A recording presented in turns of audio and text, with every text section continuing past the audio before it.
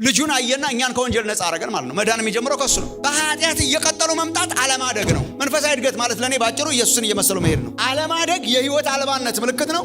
የጸደቀ ሰው ጌታ የተከለው ሰው ያስታውቃል። በምን ያስታውቃል? ጊዜ ስጠው። ሰው በእግዚአብሔር ቤት ውስጥ ተወልዶ ሕፃን ሆኖ ከኖረ የእግዚአብሔር ቤት በጣም ትጎሳቆላለች። ሕያውነት እድገት አለው። ሕያው አለመሆን መጠውለግ አለው። እድገት ከምን ይጀምራል? ከመንፈሳዊ መወለድ። አለማደግ ለአንድ ክርስቲያን አለመብሰል ኖርማል አይደል? ዘመን እያስቆጠሩ አለማደግ ኖርማል አይደለም። ኢየሱስ በሰራው ላይ ምንም ሳንጨምር እስከምንጸድቅ ድረስ እግዚአብሔር አቀለለው። እደጉ ወገኖች፣ አንፍዘዝ፣ እንደግ፣ እንለወጥ፣ ጌታን እንምሰል፣ ኢየሱስን እየመሰልን እንደግ። እድሜ ብቻ እናስቆጥር። የቤተ ክርስቲያን ቋንቋ እየተናገረ ዝም ብሎ ሕፃን ሆኖ የሚኖር ሰው አትሁኑ። በቤተ ክርስቲያን ውስጥ ትልቁ ጠላታችን ዲያብሎስ፣ ዋና መጠቀሚያ መሳሪያው ያልበሰሉ ክርስቲያኖች ናቸው። እግዚአብሔር የሚጸየፋቸው ነገሮች በሙሉ በሕይወታችን እንዲከሰቱ የሚያደርገው አንዱ ዋና ምክንያት ያለመብሰል ጠላት ነው። ወገኖች፣ ድሮ የተከለከላችሁትን ነገር ዛሬም ከተከለከላችሁ አላደጋችሁ። ማደግ የመዳን አካል ነው። የዳነ ሰው ያድጋል። ማያድግ ሰው መጠየቅ አለበት ድኛለሁ ወይ ብሎ። በጣም ሲሪየስ ነገር ነው የማወራችሁ። ጽድቅ ነው። ጽድቅ አንዴ ነው የሆነው። ለምሳሌ ጽድቅ እየጸደቅን አንመጣም። እየጸደቅኩ ነው አይባልም። ለምሳሌ እዚህ ፊት አንስቼላችሁ እንደሆነ አለ እየጸደቅኩ እኮ ነው አይባልም። ጽድቅ አንዴ ነው በቃ። ጽድቅ ምን አይነት ቃል ነው? የፍርድ ቤት ቃል ነው። ዳኛ የሚናገረው ቃል ነው። በቃ አንድ ጊዜ በቃ ሰውየው ወንጀለኛው ነፃ ወጥቷል ተብሎ ቆ ከተባለ አለቀ። እየጸደቀ አይሄድም። አንድ ያለቀ ነው። ይሄ አሁን እኛ በክርስቶስ ኢየሱስ የክርስቶስ ኢየሱስን ስጋ አንድ ጊዜ ስናቀርብ በቃ ተቀብሎናል እግዚአብሔር፣ አጽድቆናል እግዚአብሔር። አሁን እኛ እየጸደቅን ሳይሆን ጸድቅ እስቲ ጸደቃችሁ ማለት ጸድቃችኋል ነው። ጸድቃችሁ ይሄ ዋን ታይም ነው በቃ። አጸደቀን እግዚአብሔር በልጁ። ልጁን አየና እኛን ከወንጀል ነፃ አረገን ማለት ነው። መዳን የሚጀምረው ከሱ ነው። መዳን የሚጀምረው ኢየሱስ ክርስቶስ በመስቀል ላይ የከፈለው ዋጋ እሱን ተቀብሎ እግዚአብሔር ሲለቀኝ ማለት ነው። ተለቀቀ ወንጀለኛው፣ ጽድቅ ይባላል። ይሄ ጽድቅ ግን በቃ ሆኖ ከዛ በኋላ ዝም ብሎ የሚያቆም ሳይሆን እየጨመረ ሲመጣ ቅድስና ይባላል። ኮንቲኒየስሊ ማለት ነው። ይሄ ነው እድገት ማለት። እየጨመረ ሲመጣ ቅድስና ይባላል። ሶ አሁን አይታችሁ እንደሆነ ክፋትን፣ ተንኮልን ምናምን አስወግዳችሁ ይልና ኃጢአትን ማለት ነው እንድታድጉ ይላል። ሶ በኃጢአት እየቀጠሉ መምጣት አለማደግ ነው። በመዳን አለማደግ ነው። ሶ ክፋትን ሁሉ፣ ተንኮልንም ሁሉ፣ ግብዝነትንም፣ ቅንዓትንም፣ ሐሜትንም ሁሉ አስወግዳችሁ። በጣም እኮ ኢትዮጵያ ውስጥ የነገሱ ነገሮች ናቸው እነዚህ። ምን ይሻለናል? በጣም እኮ ቀንጭረናል ማለት ነው። ስፒሪቹዋሊ የእውነት መቀንጨር ምናምን ይባላል አሁን በኒውትሪሽን ቋንቋ ማለት በቃ ልጁ እድሜ ትልቅ ነው ግን ይሄ ሁሉ ከታየበት እኮ ታስ ዋትሳፕ ነኝ። በጣም እኮ እነኚህ እኮ የተሽሞነሞኑ ነገሮች ናቸው። ተንኮል፣ ግብዝነት ማለት ድራማ መስራት ማለት ነው። ቅናት፣ ኧረ በስመ አብ፣ ሐሜት፣ እነኚህን ሁሉ አስወግዱና ይልቅስ እደጉ ነው። እደጉ ጌታ ቸር መሆኑን ስለቀመሳችሁ ለመዳን በእርሱ እንድታድጉ አሁን እንደተወለዱ ሕፃናት ተንኮል የሌለበትን የቃልን ወተት ተመኙ።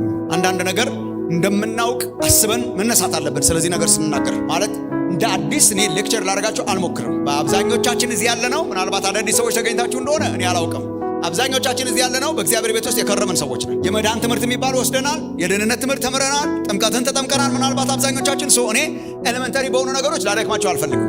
ከኤሌመንተሪ ነገር እንድንወጣ ስለሆነ ትምህርቴም ማለት ነው። ግን መንፈሳዊ እድገት ስንል ምን ማለታችን ነው ምናምን እያልኩ አላደክማችሁም። ሰው በመንፈሳዊ ህይወቱ አደገ የሚባለው መንፈሳዊ እድገት ምን ማለት ነው የሚለውን ራሳችሁ ልታዩ ትችላላችሁ። መንፈሳዊ እድገት ማለት ለኔ ባጭሩ ኢየሱስን እየመሰሉ መሄድ ነው። መንፈሳዊ እድገት ቤተክርስቲያን ቁጭ ብሎ የክርስቲያን ቋንቋ እያዳበሩ መኖር አይደለም። መንፈሳዊ እድገት ሪሊጂየስ ዲዩቲስ እየፈጸሙ መኖር አይደለም። ጌታ ኢየሱስን እየመሰሉ መኖር፣ ሞር እሱን እየመሰሉ መኖር። ማደግ ማለት እሱ ነው።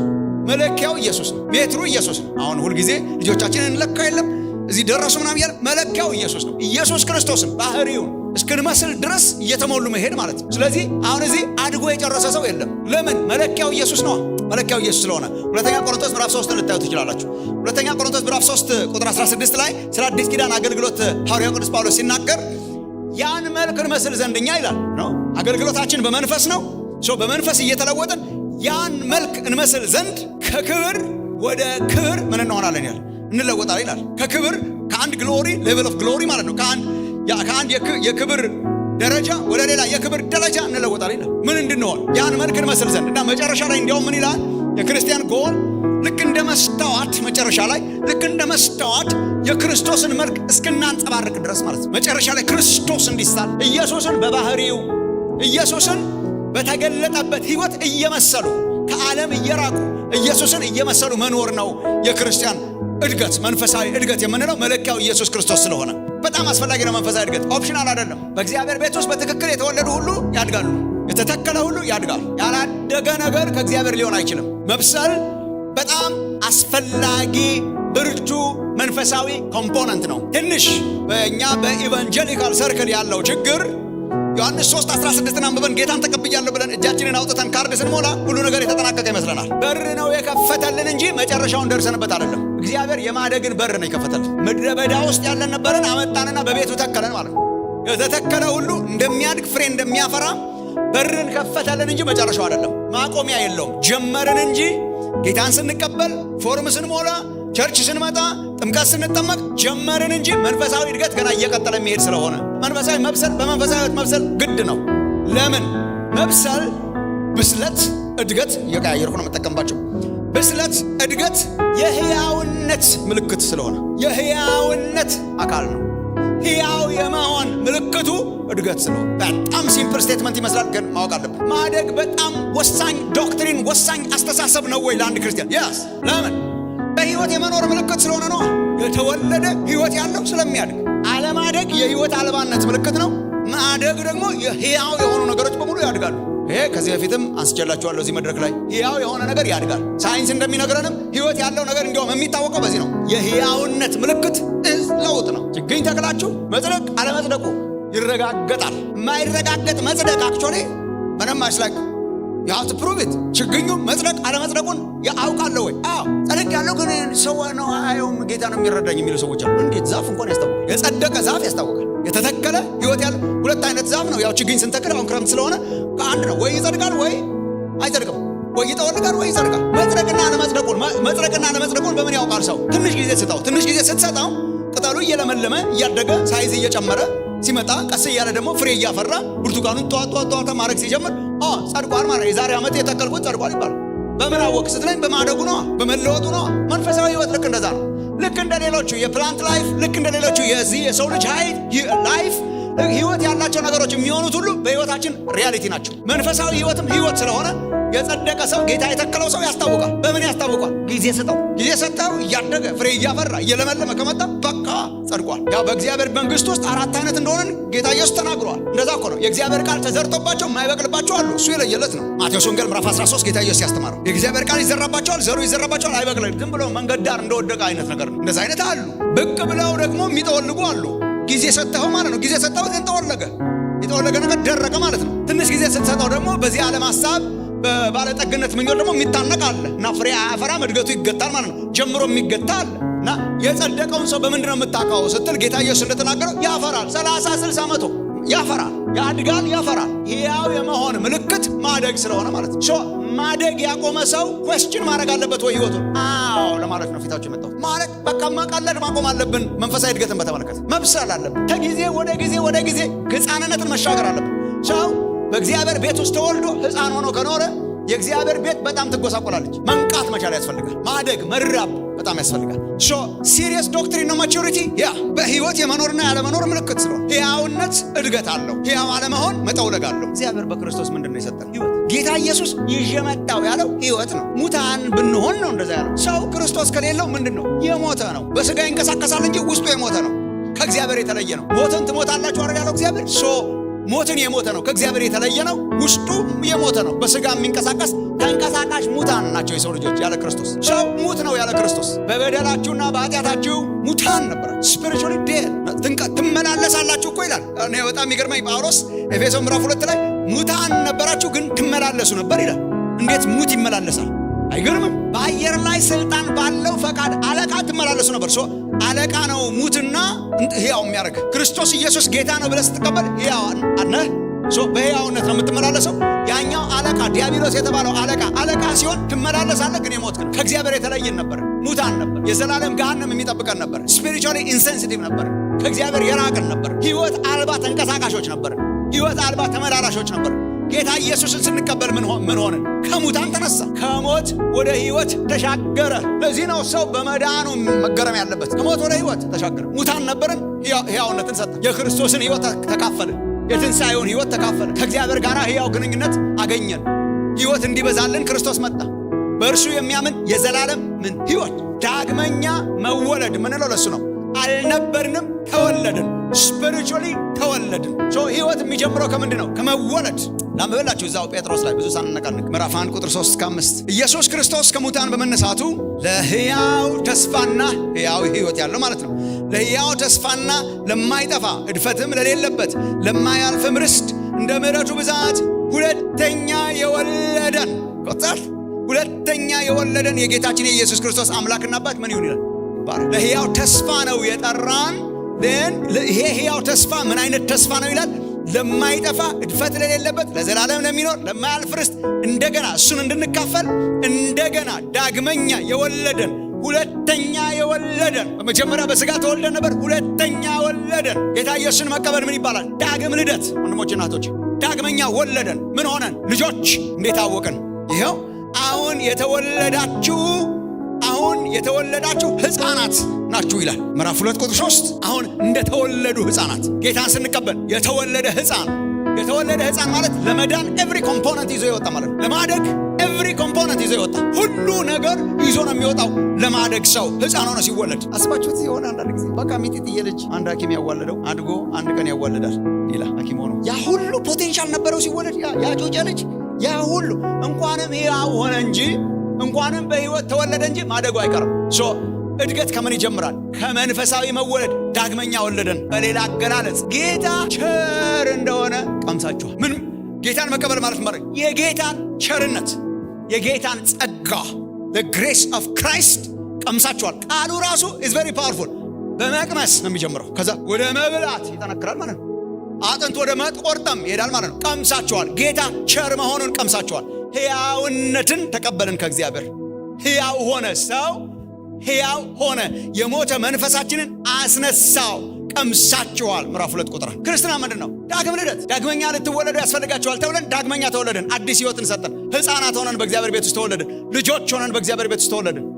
እና የመንፈሳዊ እድገት ነገር በጣም ወሳኝ ነው።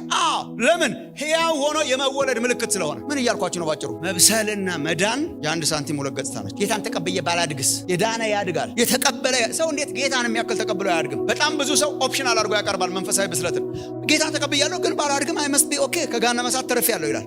አይ እንደዛ አያስብም። የዳነ ሰው ስለተወለደ ማደጉ አይቀርም። ማደግ የመዳናችን አካል ነው። የዳነ ያድጋል፣ የዳነ ይበስላል፣ የተወለደ ይበስላል እንደምንለው ማለት ነው። ልጅ ተወልዶ ማደጉን እንደማንጠራጠር አለመጠራጠር ያስፈልጋል። ይሄንንም it's not optional። አሁን ተወልደሃል፣ ታዲያ ምን ልሁን? እደግ። ልጅ ሳለሁ የምንለው ነገር በጣም ያስፈልጋል። ልጅ ሳለሁ ቅዱስ ጳውሎስ እንደሚለው ልጅ ሳለሁ እንደ ልጅ አስብ ነበር፣ እንደ ልጅ ቆጥር ነበር። ስበስል ደግሞ የልጅነትን ነገር ትቻለሁ። ለምን?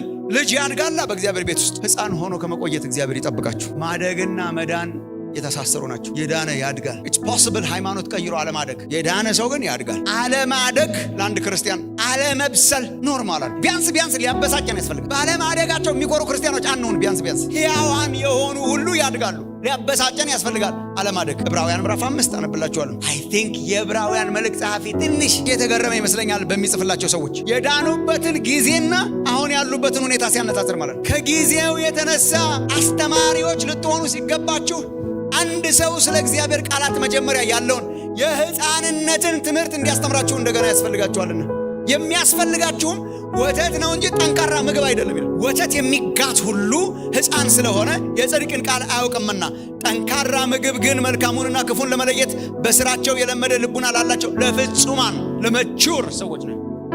ከጊዜው የተነሳ ከዳናችሁበት ዘመን የተነሳ አስተማሪዎች ልትሆኑ ሲገባችሁ፣ የበሰለ አስተማሪ ልትሆኑ ሲገባችሁ አሁንም ወተት ነው የምትጋቱት። እስ ነው ኖርማል።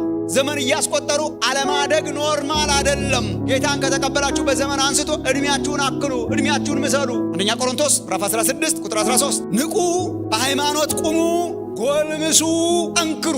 ንቁ፣ በሃይማኖት ቁሙ፣ በእምነት ማለት ነው። ጎልምሱ፣ ጠንክሩ። እግዚአብሔር የጠራን ለዚህ ነው በዛፍ የሚመሰለው ክርስትና። ለዚህ ነው በፕላንት የሚመሰለው። እኔ ተከልሁ፣ አጵሎስ አጠጣ፣ እግዚአብሔርም ምን ያደርግ ነበር? ያሳድግ ነበር። እኔ ተከልኩ፣ አጵሎስ አጠጣ፣ እግዚአብሔር ያሳድግ ነው። ልክ እንደ ፕላንት ማለት፣ ልክ እንደ ዛፍ ማለት። ሕያው ዛፍ እንደሚያድግ፣ ሕያው ሰው እንደሚያድግ፣ ሕያው ነፍስ እንደሚያድግ ሕያው ክርስትና ያድጋል፣ ይበስላል፣ ያገለግላል፣ መቹር ያረጋል፣ ክርስቶስን ይመስላል፣ በባህሪ ይቀየራል። በቅድስና ህይወቱ ያድጋል። መዳኑን ፍጹም ያደርጋል። ለዚህ ነው እኔ መብሰል ከዘላለም ፍጻሜ ጋር የሚገናኝብኝ። ሕያው የሆነ ሁሉ ስለሚያድግ፣ አለማደግ ሕያው ያለመሆን ምልክት ስለሆነ አለመብሰል ከፍጻሜ ጋር የተያያዘ ነው። ዛፍ እንተክላለን፣ ዛፉ ያድጋል፣ ብርቱካን ያፈራል። ብርቱካኑ እስከሚበስል ድረስ እዛው ይቆያል። አድጎ እንዲበስል ሲበስል ተቀጥፎ ይወሰዳል። ገበሬው ይሰበስባል። ገበሬ የሚሰበስበው የበሰለና የሚጠቅመው፣ የጠወለገውን ያልበሰለው ፍሬ ያላፈራውን ጌታችን እኮ ይህንን እንደ ማስተር ፕላን ተናግሮታል። አይ ዶንት ኖ ለምን እንደማናጠና እንደዛ አይነት ምዕራፎች እዚህ እንኳን የተማርነው ይመስለኛል። እንደዚህ ዮሐንስ ወንጌል ምዕራፍ 15 እኮ ሾኪንግ የሆነ ማስተር ፕላን። እውነተኛ የወይን ግንድ እኔ ነኝ አለ። ገበሬው አባቴ ነው አለ። ክሊር እግዚአብሔር ዛፍ ጋር አጣብቆናል ለፍሬ። ከዛ ደግማችሁ ብታነቡት የሚለው ፍሬ የሚያፈራና ፍሬ የማያፈራ አለ። ፍሬ የሚያፈራውን ለምን አንዳንድ ጊዜ እነኝን እኮ ማስተላሰል አለብን። ፍሬ የሚያፈራውን በእኔ ያለውን ፍሬ የሚያፈራውን ቅርንጫፍ ሁሉ አብዝቶ እንዲያፈራ ምን ያደርገዋል? ያጠራዋል፣ ይገርዘዋል። ኤግዛክትሊ ይገርዘዋል። ሲገርዘው ሲያጠራው በጣም ብዙ ፍሬ። እግዚአብሔር የብዙ ፍሬ አምላክ ነው። ገበሬ ነው እግዚአብሔር። ሰብሳቢ ነው እግዚአብሔር። ሃርቨስተር ነው እግዚአብሔር። ብዙ ፍሬ ይጠብቃል እግዚአብሔርና ሰብሉ ዛፉ አድጎ አፍርቶ ፍሬው እንዲበስል ያጠራዋል፣ ይገርዘዋል። ከዛ ተመልከቱ ወገኖቼ፣ በእኔ ያለውን ይላል። እኔ አይ ዶንት ኖ እነኝን ቴክስቶች እንዴት አንደርስታንድ እንደምታደርጓቸው። በእኔ ያለውንና ፍሬ የማያፈራውን ግን በእርሱ ነኝ እያለ ፍሬ የማያፈራውን ግን ምን ያደርገዋል ይላል? ይቆርጠዋል። እና ፍጻሜያቸው ደግሞ የተለያየ ነው። የተቆረጠውን ሰብስቦ በእሳት ያቃጥላል፣ ፍሬውን ደግሞ ወደ ጎተራ ያስገባል። እዚህ አድጎ ፍሬ የሚያፈራን የሚሰበስብ ገበሬ ሆኖ ነው በአዲስ ኪዳን እግዚአብሔርን የምታዩት። ልክ ወገኖቼ፣ መዳን ሲምፕል ነው። እግዚአብሔር አቅልሎታል። ምንድን ነው ያቀለለው? እግዚአብሔር መንገዱን አቅልሎታል። ሂሳብ ዘግቶ ግቡ አለን። ከዚህ በላይ እንዴት አድርጎ ያቅልለው እግዚአብሔር? መቅለል ማለት ነው ምንም ሳትከፍሉ በነፃ ግቡ አለን። ከዚህ በላይ መቅለል ምን አለ? አቀለለልን። ራሱ ወረደ። የዓለም መድኃኒት ክርስቶስ መጥቶ በመስቀል ላይ ሞተልንና ሂሳባችንን ከፈለ። ሂሳብ ስንት ነው ሲባል ቆይ እስቲ ላስበው እስከማይባል ድረስ ዜሮ አረገው። ወደ እግዚአብሔር ለመግባት ስንት እንከፍላለን? ዜሮ። ለምን? ዕዳችንን በሙሉ ክርስቶስ ከፈለው። ዕዳችንን በሙሉ አጠናቆ ክርስቶስ ስለከፈለው we just walk in። ለዚህ ነው አንዳንድ ተካብዶ መጽደቅ የሚፈልጉ ሰዎች ግራ የሚገባቸው። ጸድቀሃል አንተ? አዎ። ምን አርገ? ምን ሰርተ? ምንም። እና ዘው ብለህ ገባህ? የስ ዘው ብለን እንድንገባ አረገን ክርስቶስ። በሰማያት ያለፈው ታላቁ ሊቀ ካህናችን ኢየሱስ። አዲስ ኪዳንም የመጀመሪያዎቹ ክርስቲያኖችን በጣም የሚያንገላቱ ሌሎች ክርስቲያኖች ነበሩ። በተለይ ከይሁዲነት የመጡ ከተሰሎንቄ፣ ከግሪክ፣ ከአቴና ከምናምን ሕግ ሳይጠብቅ የኖረ ያልተገረዘ ዝም ብሎ ጣዖት ሲያመልክ የኖረ ምናምን በሙሉ እየዘለለ እየገባ አብሮ ከአይሁዱ ሰውዬ ጋር እኩል ቁጭ ብሎ እጁን ዘርግቶ ጌታን ያመልካል። ዞር ሲሉ ምንም ያልሰሩ ሁሉ አሉ። እነሱ ትንሽ ሰርተናል ብሎ ሳያስቡ አይቀሩ። ሕግ ጠብቀን ምናምን አድርገን ስርዓተ ግርዘትን ጠብቀን ስርዓተ እንትንን ጠብቀን ምናምን ከሚለው ሰውዬ ጋር እኩል ቁጭ ብሎ፣ ይሄ ደግሞ ጳውሎስ በዚህ የታወቀ ነው። እኩል ነው ቁጭ የሚያደርጋቸው። ጴጥሮስ አንዳንድ ጊዜ ትንሽ ኮምፕሮማይዝ ያደርጋል። እነኛ ትንሽ ያስቆጠሩ ይመስል ትንሽ ይራሩላቸው ነበር። ይሄኛው ምንም ግድ የለም አብሮ አንድ ቸርች እና አሁን ወደ ፊልጵስዩስ ምናምን ስትሄዱ አረብ አትሊስት የኪዳን ምልክት የሆነውን ስርዓተ ግርዘት ይፈጽሙ። እንዴት እኩል ቁጭ ይላሉ? አይፈጽሙም ነው ጳውሎስ የሚለው። አዚም ነው ይሄ። ኢየሱስ ክርስቶስ እርሱም እንደተሰቀለ ሆኖ በፊታችሁ ተስሏል። ለገላትያ ክርስቲያኖች ይሄ አዚም ነው፣ መነሳት አለበት። አይሆንም። እንዲያውም የሚያውቋችሁ ራሳቸው ከፈለጉ በአንዳንድ ትርጉሞች አይታችሁት እንደሆነ ይተልተሉ ይላል። ስለዚህ መገረዝ ብቻ ሳይሆን ዴክንዱ ወሬቨር ሆነ እኛ ክርስቶስ ኢየሱስ ሂሳብ የከፈለን እና አብረው ዘለው ቁጭ በሉ። ምን ፈጽመው ምንም ምን ይጨምሩ ምንም። ኢየሱስ በሰራው ላይ ምንም ሳንጨምር እስከምንጸድቅ ድረስ እግዚአብሔር አቀለለው። የመዳን ጎዳና ቀላል ነው በጣም።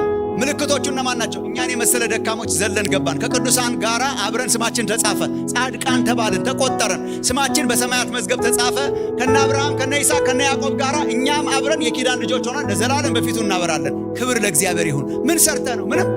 ሰርተው እንደሚጸድቁ የሚያስቡ ሰዎች እኮ አንጎላቸው ግራ የሚገባቸው ነገር ይሄ ነው። ወንጌል ምንም ሳትከፍል ግባ ነው። አቀለለው በጣም። እግዚአብሔር ካቀለለው በላይ ግን ማቅለል በጣም በወንጌል መጫወት ነው። እግዚአብሔር ካቀለለው በላይ እግዚአብሔር መግቢያውን መንገዱን የጽድቅን ጎዳና ያቀለለው አክብደን እንድንይዘው ነው፣ እንድናራክሰው ግን አይደል። ቀሏቸው የገቡ ሁሉ አክብደው ነው የያዙት። እንድንበስል እንድንይዝ ሲሪየስሊ እድልን ከፈተልን። እድሉን ሲሪየስሊ እንድንይዝ። እንቁ ነው መዳን። እንቋችሁን በሪያ ፊት ትራምፕል አታርጉት ይላል። ወንድሞች እናቶች፣ መሳለቂያ አናርገው፣ አናቅልለው። ያቀለለልን ውድ የሆነውን እንድንይዘው ነው እንጂ ርካሽ አይደለም ህይወት። እግዚአብሔር መዳንን ያቀለለው ከእንቁነት በማውረድ አይደለም። እንቁማ እንቁ ነው። እንቁውን ምን አደረገው? ሂሳቡን ከፈለልንና በነፃ እንቁ ሰጠን። የከበረ ህይወት ሰጠን። የመጨረሻውን ልጁን ዋጋ የከፈለበትን ህይወት ሰጠን። ሲምፕሊፋይ አናርገው። መዳን አክብሮ መያዝን ይጠይቃል፣ ያካትታል። ማደግን ይጠይቃል። ከፍጻሜያችን ጋር በጣም የተያያዘ ነው። ከመዳን ጋር የተያያዘ ነው። ተተክሎ አድጎ ዛፍ ሆኖ በስሎ ደርሶ ልክ ሲደርስ ፍሬ የሚሰበስብ ገበሬ ነው በአዲስ ኪዳን እግዚአብሔር። ማደግ ከመዳናችን ጋር ይገናኛል። አክቹዋሊ የፍጻሜው መዳናችን ተስፋ ነው። ፍጻሜው መዳናችን ተስፋ ነው። አንድ ጥቅስ ብቻ አነብላችሁና የሚቀጥለው ነገራችሁ ጨርሳለሁ።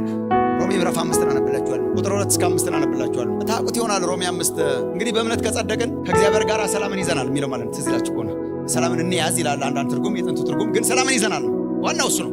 እንግዲህ በእምነት ከጸደቅን ከእግዚአብሔር ጋር ሰላምን ይዘናል ይልና በእርሱም በኩል ይላል በእርሱም በኩል አሁን ወደ ቆምንበት ጸጋ በእምነት መግባት ችለናል ይላል። መግባት አግኝተናል። በጣም የመዳንን ብለሲንግ ነው የሚቆጥረው፣ የመዳንን ባርኮት ነው የሚቆጥረውና ከእግዚአብሔር ጋር ሰላም ሆነናል ይላል። በእርሱም በኩል አሁን ወደ ቆምንበት ጸጋ በእምነት መግባት ችለናል፣ የእግዚአብሔርንም ክብር ተስፋ በማድረግ ሐሴት እናደርጋለን ይላል። በዚህ ብቻ ሳይሆን በመከራችንም ሐሴት እናደርጋለን ይላል። በመከራችንም እንደሰታለን ይላል። በጥንቱ ትርጉም በመከራችንም እንመካለን ይላል። ይሄ በመከራችን ሐሴት እናደርጋለን ይላል። በመከራችን ሐሴት እናደርጋለን፣ በመከራችን እንመካለን። ለምን? ተመልከቱ ጳውሎስ እንዴት እንደሚያያይዘው። ምክንያቱም መከራ ትዕግስትን እንደሚያስገኝ እናውቃለን ይላል። ከዛስ ትዕግስት ጽናትን፣ ከዚያስ ጽናት ደግሞ የተፈተነ ባህሪ፣ የተፈተነ መቹር ያደረገ የተፈተነ ባህሪ ደግሞ ተስፋን፣ ይህን ተስፋ ለእፍረት አይዳርገንም፣ እግዚአብሔር በሰጠን በመንፈስ ቅዱስ ፍቅሩን በልባችን አፍስሷልና ይላል። አይታችኋል። እንደሰታለን በመከራችን። ለምን? መከራችን ትዕግስት ያስገኝልናል። ከዚያስ ትዕግስት ደግሞ ጽናትን ያደርግልናል። ስንፈተን እንታገሳለን፣ እንጸናለን። ተፈትነን ስንጸና ባህሪያችን የተፈተነ ባህሪ የሚለው መቹር ባህሪ፣ የበሰለ ባህሪ ይኖረን።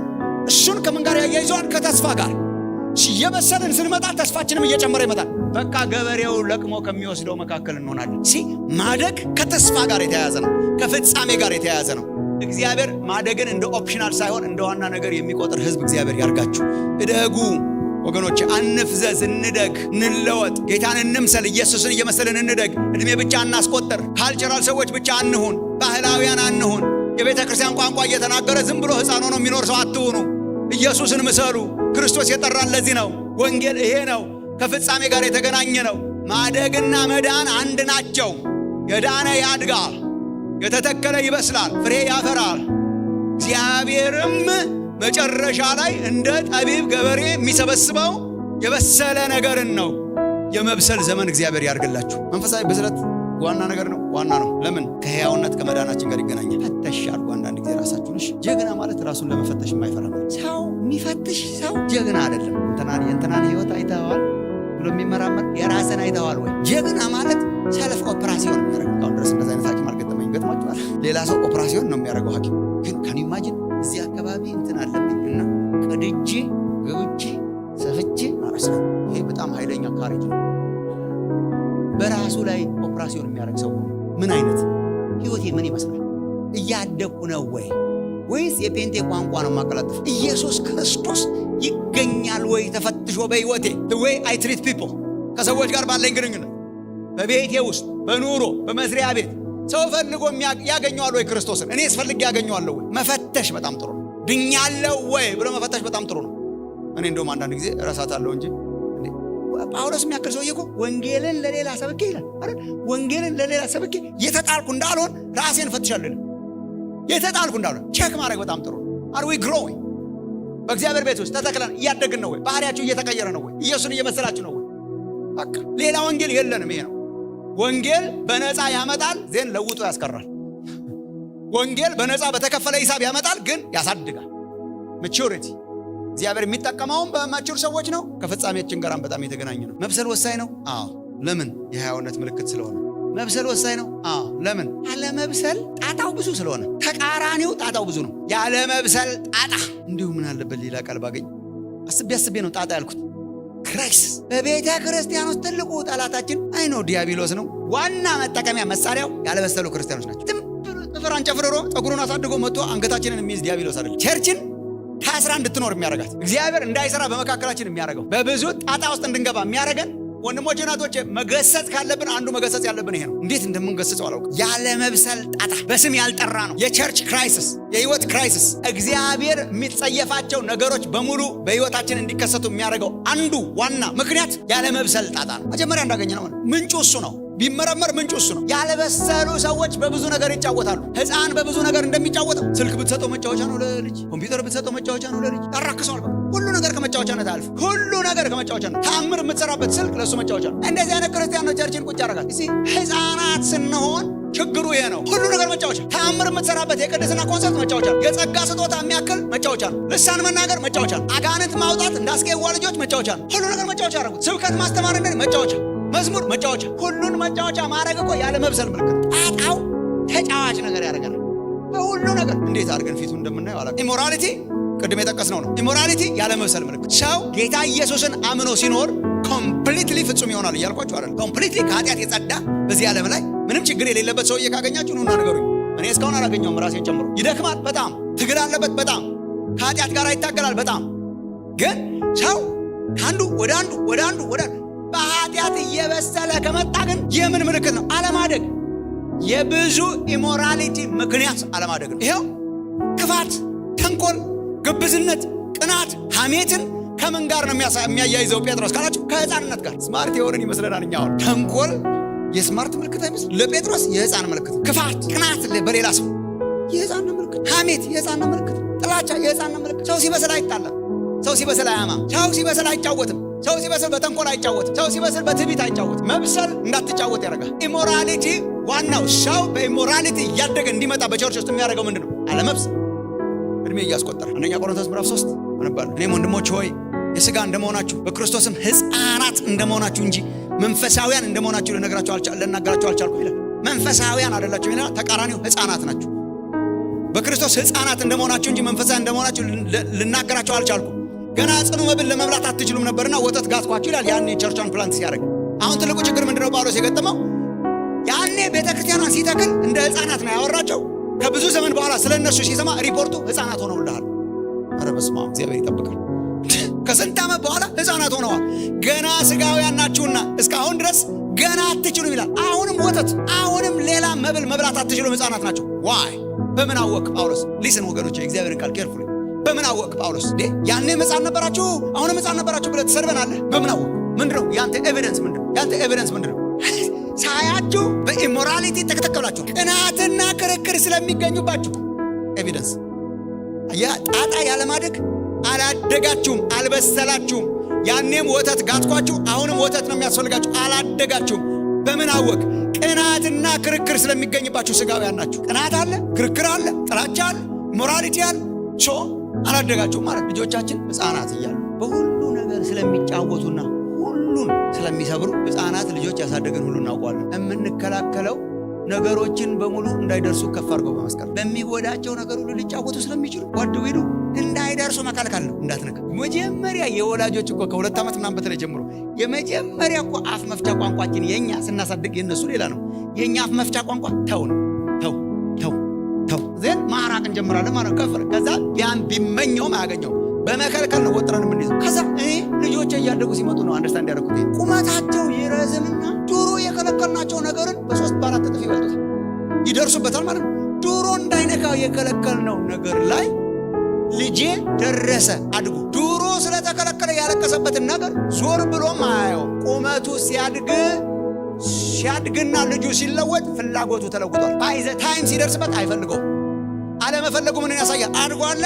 አሁን በዚህ አይጫወትም። ሌላ ሰው እየሆነው ወገኖች፣ ይሄ እኮ ነው ከሞራሊቲ ጋር የሚያዘው እድገት እኮ። ለዚህ ነው ድሮ በመከልከልና በማስፈራራት ተይዛችሁ ሊሆን ይችላል። አሁን እኮ በደስታ ነው ኃጢአትን የሚጥሉት የበሰሉ ሰዎች። ለምን? ሲደርሱበት ፍላጎታቸው ተቀይሯል። ፍላጎታቸው ኢየሱስ ሆኗል። ፍላጎታቸው እሱን ማስከበር ሆኗል። ፍላጎታቸው በክርስቶስ መሞላት ሆኗል። ወገኖች፣ ድሮ የተከለከላችሁትን ነገር ዛሬም ከተከለከላችሁ አላደጋችሁ። ባይ ዘ ታይም ስታገኙት አቬለብል ሲሆን አይሰብሩም ልጆቻችን። አሁን አይጫወቱም በዛ ነገር። ለምን? በስሟላ አድጓላ።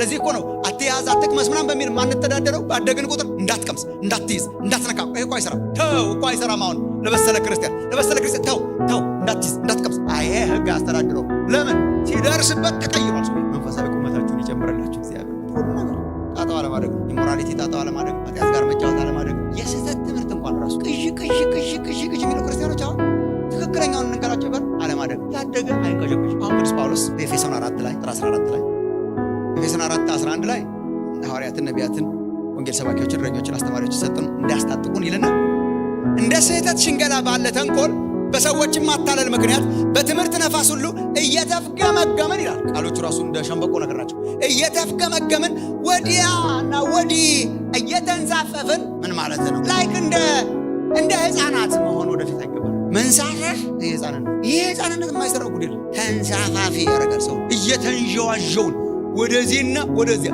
ወደ ሰው ተንኮል፣ ወደ ሰው ማባበል፣ ወደ ሽንገላ፣ ወደ ስህተት፣ ወደ ማታለል ግራና ቀኝ እንንሳፈፍ።